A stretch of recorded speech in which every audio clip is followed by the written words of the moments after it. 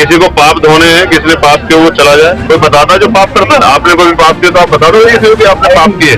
सरकार से कोई और सवाल आप पूछोगे रोजगार को लेके, बुनियादी सुविधाओं को लेके, लोगों के मकान के लेके, रोटी कपड़ा के लेके, सरकार पर जवाब नहीं। सरकार कहती है एक दिन में कुछ नहीं होता। जब सरकार करने पे आती सब कुछ हो जाता है। तो जिस विचारधारा की सरकार अपना काम कर रही है, जब सरकार इतना अच्छा काम कर रही है, हम उसको क्या कहें। आजाद समाज पार्टी के राष्ट्रीय अध्यक्ष और नगीना सांसद चंद्रशेखर आजाद कल एक मामले में सहारनपुर एमपी एमएलए कोर्ट में पेश हुए। इस मौके पर उन्होंने केंद्र और यूपी सरकार पर जमकर जुबानी हमला बोला। उन्होंने कहा कि अगर सरकार से बुनियादी सुविधाओं, रोजगार और लोगों के मकानों को लेकर सवाल पूछोगे तो उनके पास कोई जवाब नहीं होता है।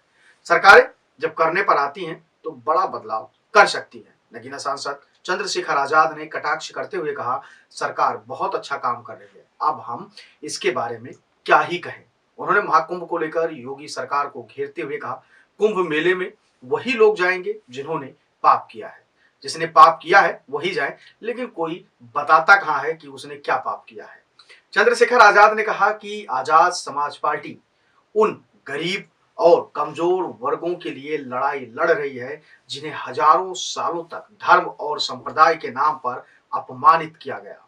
उन्होंने कहा, आज भी मीडिया, पुलिस, प्रशासन और न्यायपालिका कमजोर वर्गों के खिलाफ सख्त नजर आती है।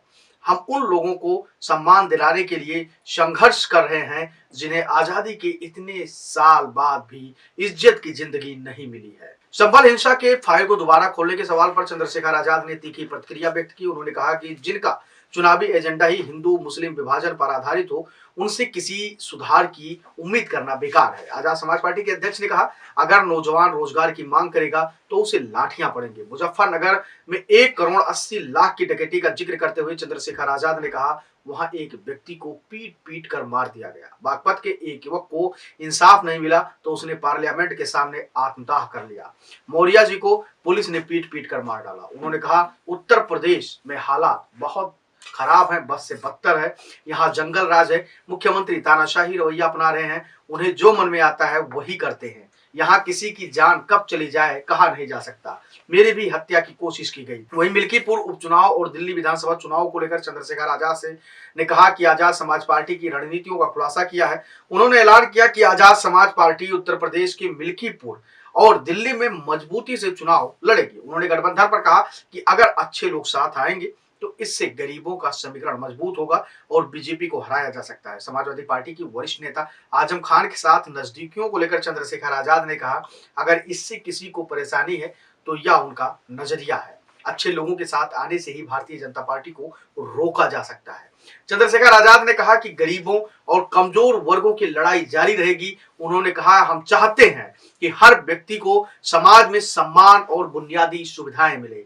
सरकार को जवाबदेह बनाने का यह संघर्ष लंबे समय तक चलेगा।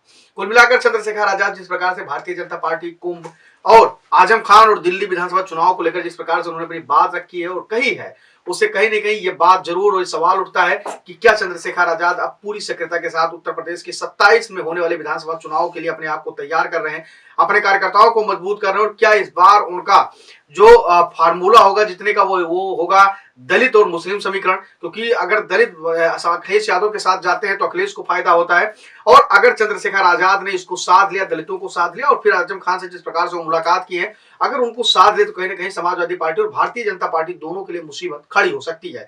वैसे जिस प्रकार से उन्होंने बयान दिया है कि कुंभ में पापी लोग जाते हैं, उसको लेकर आपकी क्या कुछ राय है? आप अपनी राय हमें कमेंट सेक्शन में दे सकते हैं। धन्यवाद।